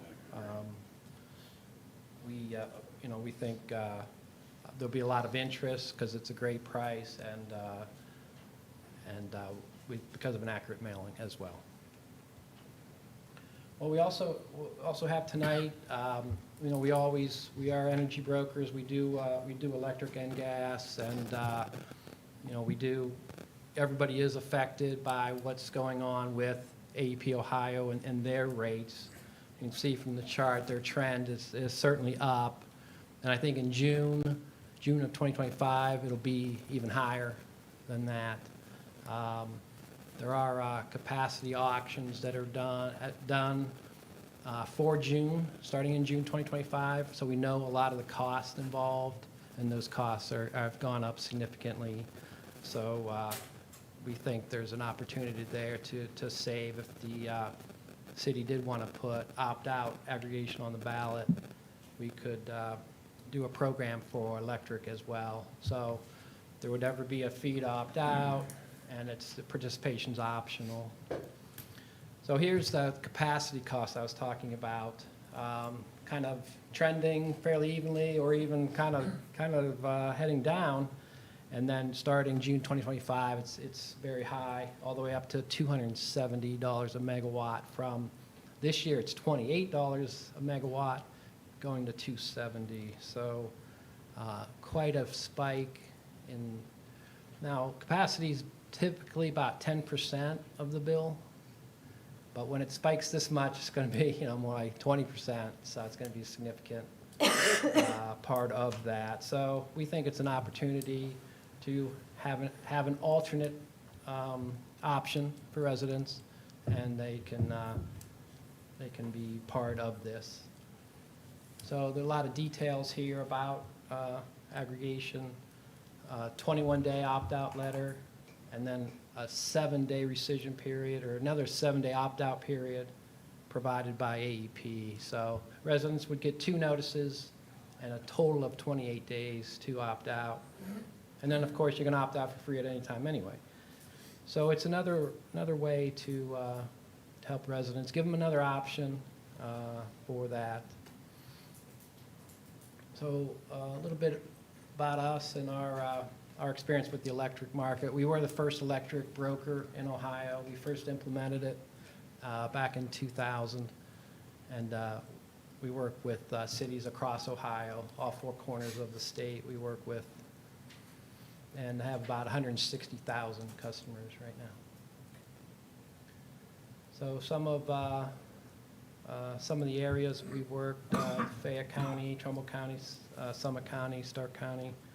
Also work with Washington County and the city of Marietta. And then here's here's how we work with our toll-free number. So residents have a question, and call our toll-free number, or a resident calls here, they can be forwarded to our toll-free number. So we take all those questions. You know, staff here wouldn't have to answer questions about electric. We would answer those questions. And here's a list of just cities that we've worked with as well. So, number of cities across the state, really, in AEP, in First Energy territory as well. And so appreciate the time to give it a little bit about electric. That would need to go on the ballot. So that could be next year's primary or next year's general election. And for that, and let the voters decide whether or not to give council authority to pursue a program. So, question? I have a question. Did you have a Go question? ahead, I'm sorry. go ahead. What, from going from $28 to $286 in transmission? 270, yes. 270, where do we get those numbers, or where do you So get those numbers? that is done by auction, and it's for a given plan year. So the electric plan year is June to June. So from June 2024 to June 2025, it's $28, because that was done a while ago. Demand wasn't as much. I think we were still coming out of the pandemic, and now the economy's, you know, picked up since, and there's just more demand through data centers and all these other high users for everything from AI to cryptocurrency. There's a lot of demand now and next coming year. So, and plants have been closing too. So we've had plants on the Ohio River close, and it's really squeezed the capacity, transmission capacity. So rates have shot up, and there's projections that 2026 will be even higher for that. So that's part of, kind of a small part of the bill in the past that is now much bigger. Okay. I just wanted to let you know that it was assigned to my committee, and we're gonna be discussing proposed ordinance 28, which is the gas aggregate, and we can discuss the other two, but I'm just happy that you found another gas that's an opt-in solution for us. Yeah. Yeah, we find residents like the fixed price option. We know you can always do a variable. But we find that residents like a fixed price option as well. October 14th, we're gonna have a meeting on it, approximately 7 PM. On, Proposed date, 28, but we can discuss other if you want to. okay, yeah, we'll, yeah, I didn't realize for gas, we'd have another meeting, because It's not necessarily here, I mean, you explained. For the opt-in. Yeah, for the opt-in, since letters need to go out, and we need to meet Dominions, or now Enbridge. You need more time, that's fine too, you know. No, well, less time. what I'm saying I think it needs to move quicker. He wants it out quicker for the opt-in, right? For the Right. Needs October, to be for the before. billing cycle. Yes, thank you. Yeah, I mean, I didn't get that out. I think there wouldn't be an issue, I mean, I'm speaking, but for the council, as far as the opt-in one goes, there shouldn't be no issue that we'd be able to suspend the rules that night and pass it on October 14th, if that's, 'cause that's our next scheduled meeting. I think that would lead to a December start then. So residents who are currently in the program would just go back to Enbridge for a month. That was another thing I never explained. I'm sure you've heard by now, Dominion was bought out by Enbridge. Now I have to say Enbridge instead of But they'll be able Dominion to opt in. after all this time. But, yeah, so it would be probably December start then if we were waiting. Yeah, I didn't realize this was not going to be a vote question. Yes, a couple. I get my gas by going to Apples on the Pucko website, whatever you call it, Puco or whatever. Yes. So I compare the prices for gas and electric, and I make my choice based on that, and what's out there. In fact, I've had people come and knock on my door for gas. They're going around, you probably have too. And when I tell them what I'm paying, it's like, oh, we can't match that. And it's Constellation that does our gas. Anyways, for you guys to have the city market this for you, how much does the city have to pay you? Or do you pay the city? So neither one, we're paid by the supplier. Okay. For the time, paper that we have to use and then all that? Yeah, to administer the program, we're paid by the supplier. By the supplier? Yeah, so, Okay. and it's included in the price. So they're offering $375, that is the total price. Okay. Nothing additional. And for the opt-out, of course, I'm totally against that. I have been since the beginning, because people can make their own choices. I don't think we need to be doing that for people.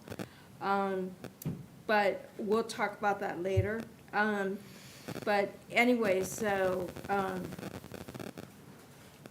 the mayor basically can make the decision for the opt-in program from you, right?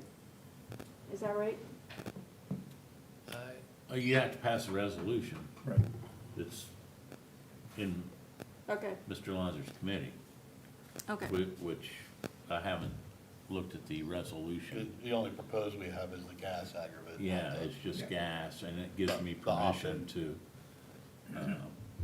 contract. Cause electric, that would have to be voted on, right, if we were. Well, yeah, Right, you'd have to put it'd that have on to the be on the ballot. ballot if we would, Then we'd have to pay We the wanted to ballot go forward cost with and all that, opt-out. so that's another discussion on that. Okay, thank you. All right, thank you. I just wanted to clarify on the committee meeting day, was that the 14th? yeah, October 14th. 14th, okay. Yep. Got it right. Monday, Second October Monday. 14th. I did have one more question, if you don't Yeah, mind. sure. I noticed you compared to A and AEP. Mhm. We have residents who are on Frontier, Carroll Electric. Are those eligible for this program or not? No, Because just the the rural- publicly traded Okay. or the So rural large, co-ops would not be. Enbridge, Columbia Gas on the gas side, and then on the electric side would be AEP and First Energy, Okay. not any co-op, no.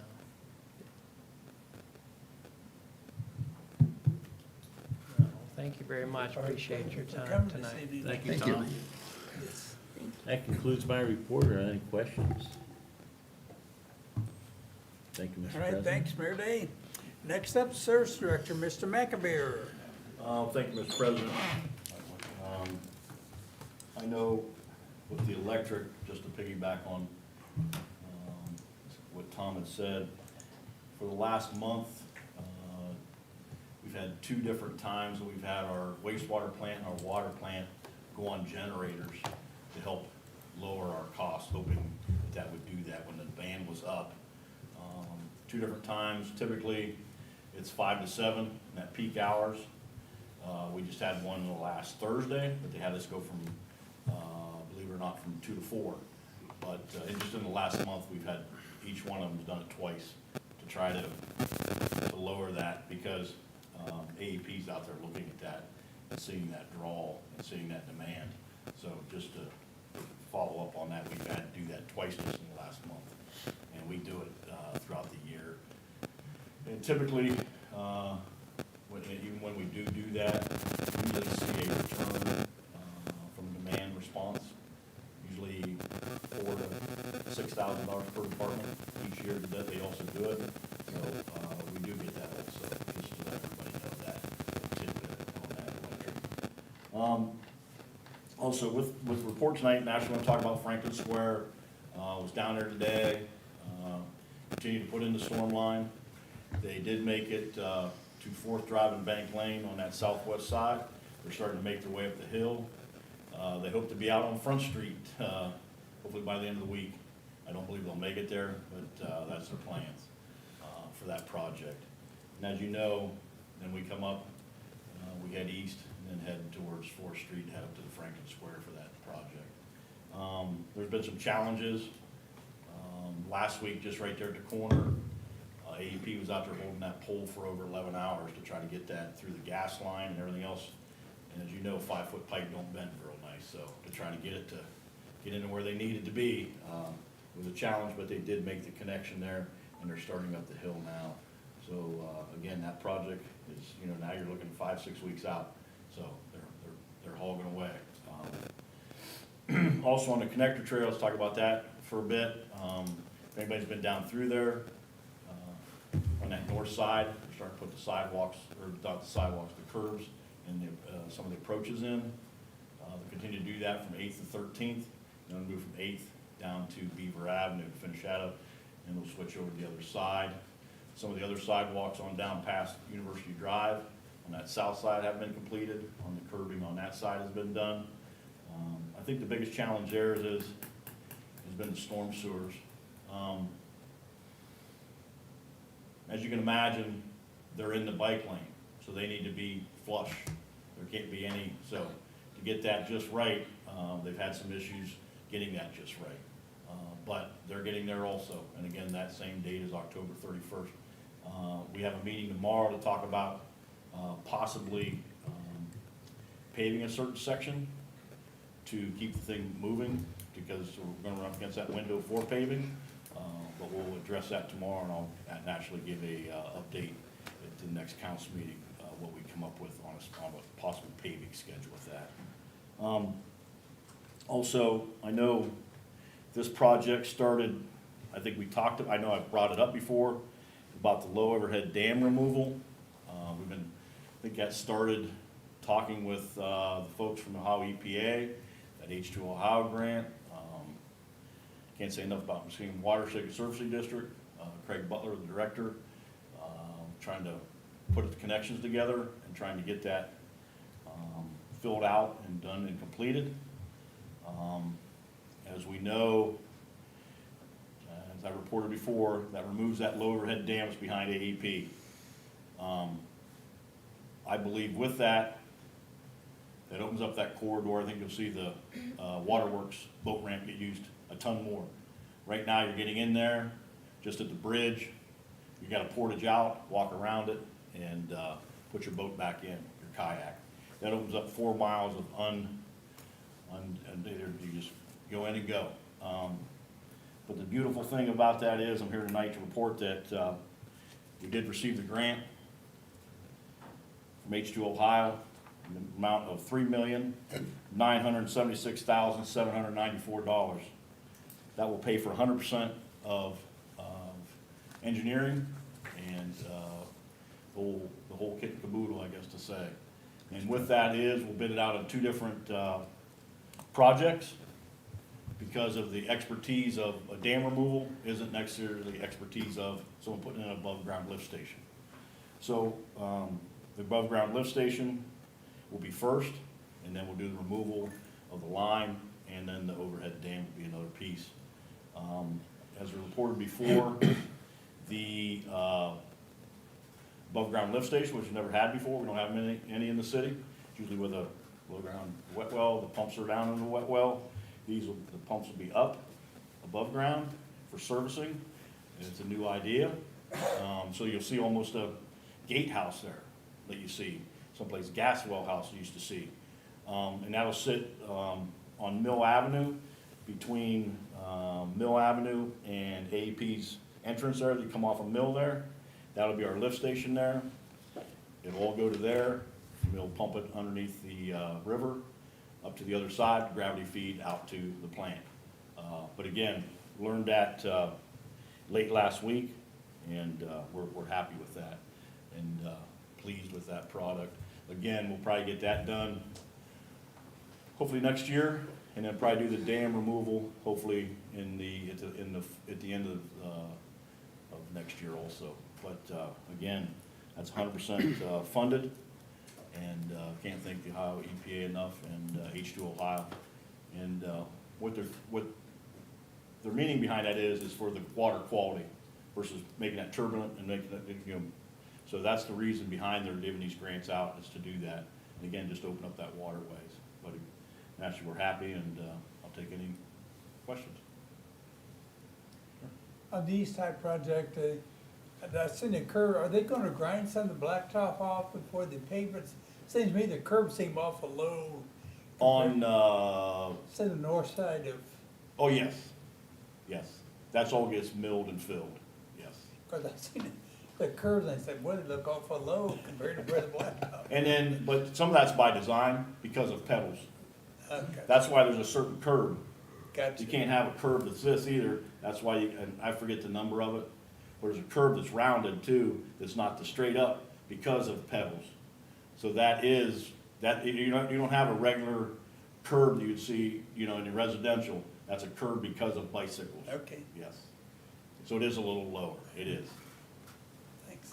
Any other questions for Mr. McAvoy or Mr. Pace? Not really a question, just thanks for the hard work on the grants Thank you. to really, I mean, that river's, it's kind of a hidden gem as far as fishing goes. I'm a fisherman. It's kind of a hidden secret of Tuscarawas County, but it's a good one, and not having the dam there will make it safe for kayakers and But even it was boaters leaking the too. boot, right? Is it leaking or? Yeah. Yeah, So, so, And Yeah, infiltration, take care of that was part of our story for the grant of gallons that we're treating that we really shouldn't be treating because of the infiltration. Because if you go down there, there's a manhole, sits just on the, west side of the river. That manhole and a couple others have been underwater before when it gets high. So what do you think you got there? You got infiltration, and just that line itself is underwater 24/7, 365. So there's infiltration there, we know there is. It even increases naturally on a rain event because of that backup. I mean, we see it, because we got the numbers at the plant, so we see the infiltration, but that was part of it also in our narrative that we sent in for the grant to help get that funded.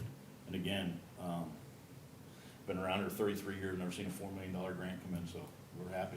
we'll take it. Mrs. Ramos? Just a couple questions, Mr. McAvoy. Is Front going to be closing again? Sure. Okay, do you know about when or, Well, like I said, they're gonna try to get up there this week. I don't believe they will, though. okay, Yeah, I mean, I think that's aggressive for them, the way things have been going. okay. It's, yeah. That's my route to work and back, so that's why I was asking personal. And that's a main artery in the town too, so Front's gonna be closing. Oh, absolutely, yeah. When you put 5-foot line in, there's no way not to, Okay. yeah. And the other question I had, on Miller Avenue, when you come off Tusk and turn left on Miller, Okay. northwest, there's like a fluorescent green cone in the middle of the road over the manhole. Okay, There was another one, but it's been removed. okay. So I was wondering what that was for. Let me think about when I talked to the fellow, Off of Jordan, No, I'm sorry, off I'm of Jordan answering onto it. Miller. Yep, I got you. There was a blockage there, a sewer blockage, so the guys got in to run the line, and they've got risers ordered. So they got those cones in there, so they get the risers ordered, then they'll come in and rise it, bring it up. That's just their usual protocol. If they get one, and they got in there, we already opened it, they'll get a riser made from American Highway Products in Bolivar. Usually about 2 or 3 weeks, maybe sometimes 4 weeks, and they'll put the riser on it, come back in and pay. That way, they've already did it, so you might as well just raise it. So that's what they're gonna do right now. But I'm just trying to think, know what's going on, but that's what it was.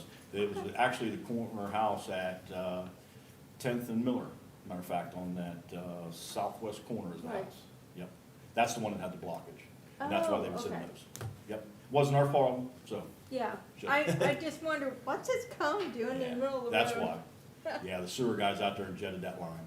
Okay. Yep. All right, thank you very You're much. welcome, you're welcome. Any other questions for Mr. McAvoy? All right, thank you. Thank you. All right, Safety Director, Mr. Popham. Thank you, Mr. President, no report. All right, Auditor. Thank you, Mr. President, no report. All right. All right, Treasurer, Mr. Gerber. No report, sir. All right. Law Director, Mr. Bates. No, I got a report. I wanted to inform council that we resolved the fuel depot case this morning. We had our final hearing on that, and after consultation with the judge, the judge ended up ordering a 10%, almost a 10% penalty fine of about $10,000 that the defendant was ordered to pay. I had asked for 10%. We got a little bit less than that, but it was pretty close. And so I was pretty pleased with that. The judge agreed with me that the purpose of the legislation is to be a deterrence and not to hammer somebody if they have in fact opened a business, which is not what we wanted to do. We did want to deter future behavior from anybody else that wants to be a bad actor in the community. And I think that $10,000 is a pretty good deterrence, would deter me. So I was very pleased with that. I was pleased with how Judge Ernest handled it, and that it was resolved. And I look forward to that gas station being open for a very long time, because I really don't want us to become the owners of a gas station. So I hope that it'll be a business for quite some time. And like I said, I was pretty pleased with the result. Just the money will be paid directly. This is for the auditor. The court order will say this will be paid directly to the City of New Philadelphia. He will be ordered to pay it to the Clerk of Court's office. Then the Clerk of Courts will pay us. The first $5,000 has to be paid within 30 days. The second $5,000 has to be paid within 12 months. Failure to do so, as the judge explained to him, could result in a contempt of court action, which could be a 30-day jailable offense. Any questions? Great, thank you, Mr. Pete. All right, move into our Board of Commission reports. Planning Commission, Mayor Day. The Planning Commission did not meet this month. We'll be meeting the second Tuesday of October at 1 p.m. here in Council Chambers. All right. Board of Zoning Appeals, Mr. McAbeer. Thank you, Mr. President. Board of Zoning Appeals met here in council chambers at 5 p.m. on September 11th with one variance request to be heard in 1161.04, which is lot coverage. After a lengthy discussion with the members and the particular developer, and after Josh had explained to them also, with the new zoning changes, if this individual just waits, it's gonna get passed.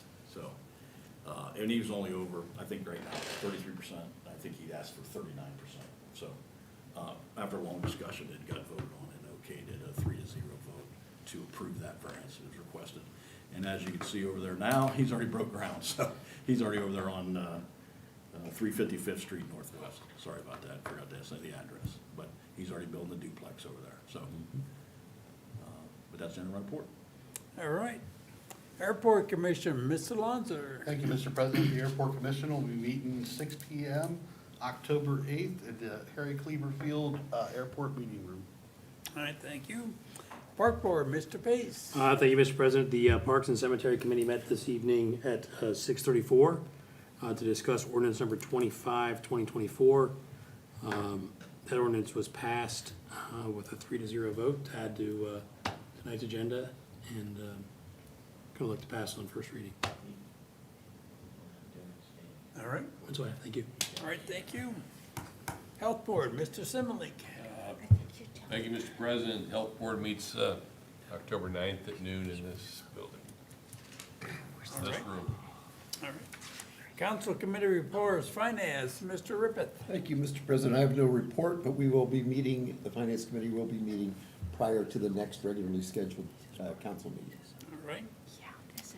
Public Works and Economic Development, Mr. Alonso. Thank you, Mr. President. The Public Works and Economic Development Committee will also be meeting before the next regularly scheduled council meeting. All right. Safety, Health, and Service, Mr. Similic. No reports. I just said it. All right. Zoning, Annexation, Mrs. Ramos. Thank you, Mr. President. The Zoning and Annexation Committee met tonight. to consider ordinance 22/2024, which is the new zoning code for the city and the new zoning map. And that was placed on the agenda for first reading tonight, and there will be 3 readings. Thank you. All right, Salary Committee, Mr. Cranbill. I have no report this evening, but I will be planning to schedule a meeting hopefully for the next city council meeting. If not, it'll be the second one in October. So we will be having a meeting coming up. All right, thank you. Cemetery, Mr. Pace. Mr. President, I think I made an error earlier with the, I jumped the gun a little bit on the Parks and Cemetery Committee report. I think I have to do that now. So we discussed ordinance number 25/2024. It was to prohibit camping in our public lands, city parks and cemeteries. And that passed 3-0, and we're gonna look to pass that on first reading this evening. So, sorry for jumping the gun. That's the end of my report. All right, contact and special, Mr. Walker is absent this evening. So now, visitors' comments, the floor is now open for visitor comments. Anyone wishing to address council should rise. State your name and address and address all comments to the chair. You will have 5 minutes. Do we have anyone wishing to address council this evening? All right, hearing none. Council comments, any councilman wish to address council tonight? All right, hearing none, we'll move into our legislative agenda. Ordinance number 22/2024, an ordinance by the council of the city of New Philadelphia, Ohio, to adopt a new zoning code for the city of New Philadelphia, Ohio, which is indicated herein by reference as if fully rewritten and can be viewed in its totality on the city's website, and declaring an emergency. First reading. Is there any action been taken by council on this ordinance tonight? Hearing none, it will be held for our next regularly scheduled council meeting. Ordinance number 23/2024, an ordinance by the council of the city of New Philadelphia, Tuscarawas County, Ohio, authorizing the auditor to establish a new fund called the Downtown Quadrant Maintenance Fund, number 282, and declaring an emergency. Third reading. Is there any action been taken by council on this tonight? Yes, Mr. Mr. President, I'd like to move that we pass ordinance 23/2024 here tonight. Do we have a second? All right, Mr. Cranbill, thank you. Any discussion by the community, administration, council, roll call? Mr. Rippeth. Yes. Mr. Cranbill. Yes. Mr. Lanzer. Yes. Mr. Pace. Yes. Mrs. Ramos. Yes. Mr. Similink. Yes. All right, ordinance 23/24 has passed. Ordinance number 25/2024, an ordinance by the council of the city of New Philadelphia, Ohio, to create a section 510 with regards to prohibited camping and declaring an emergency. First reading. Is there any action taken by council on this ordinance tonight? Mr. Pace. Mr. President, I ask that we suspend the rules on ordinance number 25/2024. Do I have a second? Second. Mr. Cranbill, thank you. In discussion by council, roll call. Mr. Pace. Yes. Mr. Cranbill. Yes. Mr. Lanzer. Yes. Mrs. Ramos. Yes. Mr. Rippeth. Yes. Mr. Similink. Yes. All right, rules have been suspended. Now, Mr. Pace. I would ask that we pass ordinance number 25/2024. Do I have a second? Mr. Cranbill, thank you. In discussion by the community, administration, council, roll call. Mr. Pace. Yes. Mr. Cranbill. Yes. Mr. Lanzer. Yes. Mrs. Ramos. Yes. Mr. Rippeth. Yes. Mr. Similink. Yes. All right, 25/24 ordinance has passed. Ordinance number 27/2024, an ordinance authorizing the mayor of the city of New Philadelphia, Ohio, to enter into an agreement with the Tuscarawas County Public Defender's Office for the provision of legal representation for indigents charged with violations of the New Philadelphia city ordinances and the municipal court where such offenses carry a possible loss of liberty, establishing compensation and terms thereof, and declaring an emergency. Second reading. Is there any action been taken by council on this ordinance tonight? Hearing none, it will be held for our next regularly scheduled council meeting. That concludes legislation for this evening, Mr. All right, President. thank you, Ms. Courtwright. All right, is there any unfinished or old business for council this evening? Any new business that needs to be before council this evening? All right, hearing none, to entertain a motion to adjourn. So moved, Mr. President. Motion, we adjourned at 8:14 PM. Thank you, everyone.